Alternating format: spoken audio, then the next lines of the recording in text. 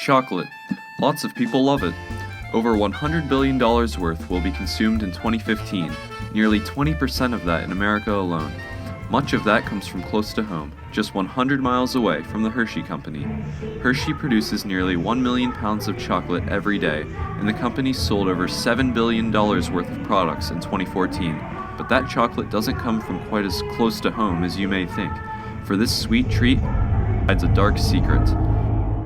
While production of chocolate is usually associated with companies in countries such as America and Switzerland, about 70% of the cocoa beans used to make it come from countries in Africa. Notoriously, many African cocoa farms exploit labor from people in poverty, including children.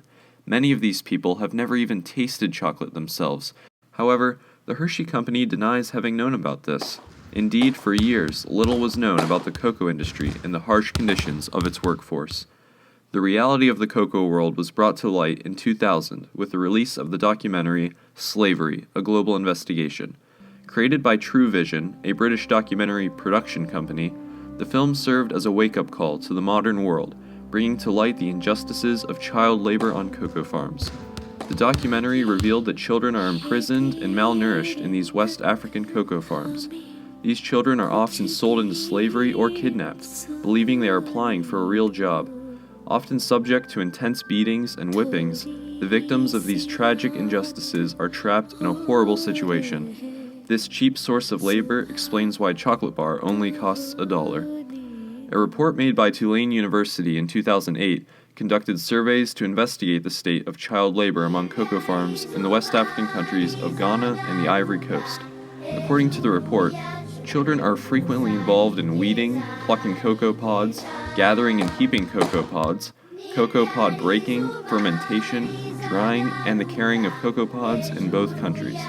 For this intense labor, only 2 to 6% of children in agricultural households on cocoa farms in these countries are paid for their work. Furthermore, around 25 to 35% of these children are not living with their mother or father. Enter the fair trade movement. Since this film was released, revealing the atrocities that occurred on African farms, there has been a growing movement to end the unfair treatment of farmers and to give business only to companies which treat employees fairly. Under fair trade, a third-party organization certifies that a company's product is made from ingredients from sustainable sources which do not exploit or degrade their workers. In order to gain certification, the producers of raw goods, such as cocoa farms, must give their workers a living wage or more, allowing workers the right to organize and control themselves, promote the welfare of their workers, and use sustainable production practices. Importers of these goods, such as Hershey, in turn must pay the producers enough money to cover the cost of production, wages for workers, and other development projects to improve life for the workers, as well as sign contracts that allow for producers to do long-term planning and follow sustainable production practices. Companies sell their products with the Fair Trade certification marked, and consumers who buy these products know that the money they have spent is being used to support farmers and workers in safe conditions. By certifying products as fair trade, organizations are not just letting consumers know that their money is helping people, they are drawing attention to the dismal conditions that remain for many people around the world. Of course, fair trade is not a perfect system. Businesses that want to use a fair trade certification must pay a fee of €2,000, with an annual fee of €500 in order to stay certified. This can be a difficult price to pay, especially on top of the other costs necessary to achieve fair trade status in the first place. And there are flaws in the organizations which administer the certification as well. Some companies are certified even if only a small portion of their imports are fair trade, while companies which are 100% fair trade are disadvantaged and unable to compete. Also, the standards which are necessary for the fair treatment of workers vary around the world and within regions, but unfortunately, fair trade certification is currently one size fits all. This can be disastrous for farmers whose needs aren't fully paid for by normal fair trade certification. Finally, there is often a lack of transparency, where actual information about how and where money is spent can be hidden from consumers while the producers claim to be operating on fair trade principles. Hershey has been very slow to adopt fair trade. In 2011, Most of Hershey's cocoa came from West Africa, among the cocoa farms with such harsh conditions. Hershey refused to release information on any specific cocoa suppliers to the public and did not regulate these suppliers to ensure that they were treating their workers well. In 2006, after Hershey failed to address the situation in any meaningful way, fair trade activists launched the Raise the Bar Hershey campaign, specifically directed at the company to call attention to its shady and unsustainable practices and ask for change. Not to mention, a more recent documentary, The Dark Side of Chocolate, made in 2010, shed further light on the harmful practices of the chocolate industry, including Hershey. External entities have continually urged Hershey to eliminate child slave labor from their production process. In recent years, Hershey has made some progress towards fair trade. The Harkin-Engel Protocol, signed by Hershey and 7 other chocolate companies in 2001, vowed to eliminate child labor from farms in 2005. However, this deadline and the subsequent deadlines were not reached, and now the protocol stands at elimination of child labor by 2020.